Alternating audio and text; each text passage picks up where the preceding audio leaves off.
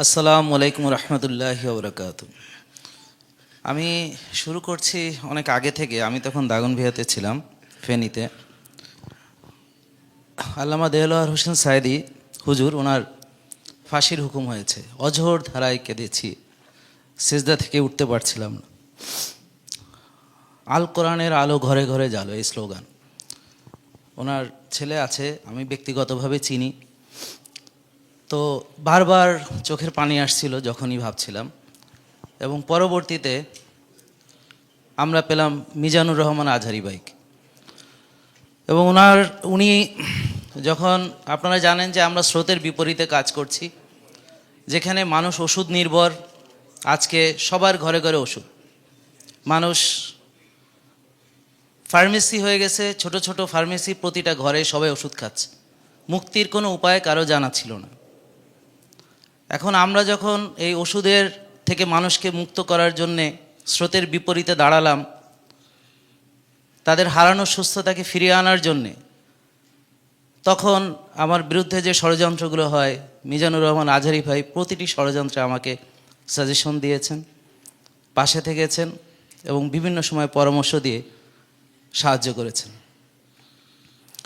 আমি সবসময় চাইতাম যে মুসলিম ধর্মে জন্ম নিয়েছি, একটা পরিবারে জন্ম নিয়েছি, তাহলে একজন ডাক্তার হতে হলে যেমন এমবিবিএস কমপ্লিট করতে হয়, তো একজন মুসলমান হওয়ার জন্য কিছু ক্রাইটেরিয়া আছে। আমি যদি হিন্দুর ঘরে জন্ম নিতাম বলতাম এটাই সঠিক, যদি খ্রিস্টান ঘরে জন্ম নিতাম বলতাম এটাই সঠিক। তাহলে আমি একটা মুসলিম পরিবারে জন্ম নেওয়ার পরে আমার কাছে মনে হচ্ছে হয়তো এটা সঠিক। তো আমি আবার স্টাডি শুরু করলাম এবং আপনারা জেনে খুশি হবেন যে আমি তাফসির একদম শুরু থেকে শেষ পর্যন্ত পুরোটা পড়েছি, একদম ব্যাখ্যা সহ বাংলা। এই তাফসিরটার নাম এখানে বইয়ে উল্লেখ আছে। তখন মনে হয়েছিল যে সংক্ষিপ্ত কিছু দরকার, যে কোরআনের নির্যাসটা থাকবে। কারণ আমরা যারা ইংরেজি শিক্ষিত, আরবির অত জ্ঞান নেই, অতটা আসলে আমাদের পক্ষে আরবি ব্যাখ্যা বিশ্লেষণ বোঝা সম্ভব না। খুব সংক্ষেপে একটা নির্যাস যেন আমরা পাই। তা আমি আজহারী ভাইকে বলছি যে আমি ইনশাল্লাহ এই বইটার ব্যাপারে রিভিউ দিব ইনশাল্লাহ। আমি এর ইতিপূর্বে কোনো বই সম্পর্কে এরকম রিভিউ দেইনি, but this is the first time. আমি কথা দিচ্ছি ইনশাল্লাহ এই বইটা আমার অত্যন্ত পছন্দ হয়েছে। বিশেষ করে এটার আপনারা দেখবেন যে ডিজাইনটা অসম্ভব সুন্দর, পয়েন্টগুলো এত সুন্দর করা হয়েছে এবং উনি কিভাবে সূরা বাকারার 3টি পয়েন্ট বের করেছেন, মানে আমি অবাক হয়ে যাই যে এত বড় একটা সূরা 3টি পয়েন্টে উনি বিভক্ত করেছেন। এর জন্যে যে বিশ্লেষণটা দরকার, এটা আসলে ব্যাপক। তো আমি আরেকটা কথা শুধু বলতে চাই যে এখানে যারা আপনারা উপস্থিত আছেন, আপনাদের বক্তব্য কিন্তু সারা বাংলাদেশের মানুষ না, সারা পৃথিবীর মানুষ শুনে। আপনারা অনেক জায়গায় বক্তব্য রাখেন। আপনারা যদি স্বাস্থ্য সংশ্লিষ্ট যে আয়াতগুলো আছে, আমরা যে এক ভাগ খেতে হবে, আর্লি ঘুমাতে হবে, ভোরে উঠতে হবে, আমরা যে শরীরকে যত্ন নিতে হবে, অতিরিক্ত কোনো কিছু যে ভালো না, আল্লাহর দেওয়া প্রকৃত খাদ্য যে আমাদের গ্রহণ করা উচিত, শরীরের যে একটা হক আদায় আছে সেটাকে আদায় করা উচিত, রোজার যে উপকারিতাগুলো আছে, 5 ওয়াক্ত নামাজের যে উপকারিতাগুলো আছে, এবং এভাবে যদি কেউ শুরু থেকে চলে তাহলে তার রোগ হওয়ার কোনো কারণ নেই, অন্তত লাইফস্টাইল ডিজিজগুলো হওয়ার কোনো কারণই থাকে না। তা আমি সবাইকে অনুরোধ করব আপনারা আপনাদের বক্তব্যে কোরআন হাদিসের আলোকে এই বিষয়গুলোকে আপনারা সবসময় আপনাদের বক্তব্যে অল্প কিছু সময়ের জন্য সংশ্লিষ্ট করুন। সবাইকে অনেক ধন্যবাদ এবং আমাকে বক্তব্য দেওয়ার সুযোগ করে দেওয়ার জন্য, এবং সত্যায়নকে আমি সত্যি মন থেকে ধন্যবাদ জানাচ্ছি যে তারা এই চমৎকার একটা অসাধ্য সাধন করেছে। আসসালামু আলাইকুম রহমতুল্লাহি। আলহামদুলিল্লাহ, আজকে এখানে উপস্থিত হতে পেরে আমি খুবই আনন্দিত।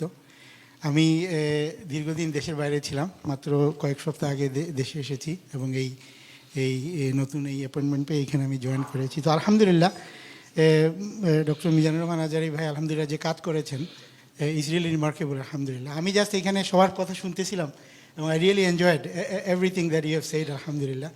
আমি জাস্ট এখানে একটা কী বলতে চাই, সেটা হচ্ছে আসলে এই ধরনের বইগুলোকে প্রত্যেকটা ক্যাম্পাসে, প্রত্যেকটা শিক্ষা প্রতিষ্ঠানে ছড়িয়ে দেওয়া দরকার। 8 জন 10 জন স্টুডেন্টকে দিয়ে স্টাডি সার্কেলের মতো করে চালু করা দরকার, যাতে করে এই বইগুলো আসলে আমাদের যুবক সমাজের কাছে যাতে করে পৌঁছতে পারে।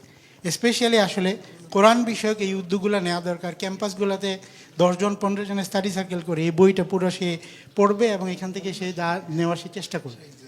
এবং আমরা যদি কোরআনকে একটা মুভমেন্ট হিসাবে যদি সোসাইটিতে আমরা যদি এস্টাবলিশ করতে পারি, তাহলে দেখবেন যে ইনশাআল্লাহ এই সোসাইটির একটা গুণগত পরিবর্তন আসবে, একটা কোয়ালিটেটিভ চেঞ্জ আসবে। আমি খেয়াল করলাম যে বাংলাদেশে যারা দেশ চালান তারা হচ্ছেন বিসিএস অফিসার। বিসিএস অফিসারদের যে ট্রেনিং হয় সেখানে ইসলাম সম্পর্কে কোনো ট্রেনিং নেই, সেখানে কোরআন সম্পর্কে কোনো ট্রেনিং নেই। 90% মুসলমানের দেশ, 90% মানুষকে তারা চালাবে, তারা কিন্তু ইসলাম সম্পর্কে জানে না। সেখানে দুনিয়ার সব কিছু শেখানো হয়, বাট কোরআন শেখানো হয় না, সেখানে ইসলাম সম্পর্কে কোনো কিছু শেখানো হয় না। তো আমাদেরকে আসলে, আমরা যারা এখানে আছি আলহামদুলিল্লাহ, আপনারা অনেকেই অনেক বেশি নলেজেবল, অনেক বেশি ওয়াইজ পারসন মাশাআল্লাহ। আমাদের ইনশাআল্লাহ ভবিষ্যতে হয়তো বা বড় দায়িত্ব পালন করবেন, আমাদের দুলু ভাই আছেন। তো ইনশাআল্লাহ আপনারা এই জিনিসগুলো মাথায় রাখবেন যে বাংলাদেশে একটা স্ট্রাকচারাল চেঞ্জ দরকার এবং বাংলাদেশের সিস্টেমের মধ্যে একটা চেঞ্জ দরকার, যেখানে আসলে ইসলামকে ইন্ট্রোডিউস করা দরকার। এবং ইসলামকে যদি আমরা ইন্ট্রোডিউস করতে পারি, তাই এই যে দেখেন আমাদের দেশের বড় সমস্যা হচ্ছে দুর্নীতি। আমি 5 সপ্তাহ কাজ করতেছি, দেখতেছি মানে কীভাবে অনেক কিছু হয়। আমি জীবনে কোনো দিন আগে বাংলাদেশে চাকরি করি নাই, this is first time actually I am working in Bangladesh. আমি 18-19 বছরের বয়স থেকে দেশের বাইরে ছিলাম। তো আমি যেটা আমার যেটা আন্ডারস্ট্যান্ডিং হলো, আসলে আমরা যদি মানুষকে কোরআন শিখাইতে পারি, যুবকদেরকে যদি কোরআন শিখাইতে পারি, তাহলে দেখবেন এই দুর্নীতির সমস্যাগুলো এমনিই শেষ হয়ে যাবে। জাযাকুমুল্লাহ খায়ের। আমি আর বেশি কোনো কথা বলতেছি না, আমাদের জন্য দোয়া করবেন। আমরা আমাদের শ্রদ্ধেয় মিজান ভাইয়ের জন্য আমরা দোয়া করি, যাতে করে আল্লাহ রাব্বুল আলামিন তাকে দীর্ঘ হায়াত দান করেন এবং যাতে করে আল্লাহ তাকে দীর্ঘ জীবন ইসলামের খেদমত করার তৌফিক দান করেন।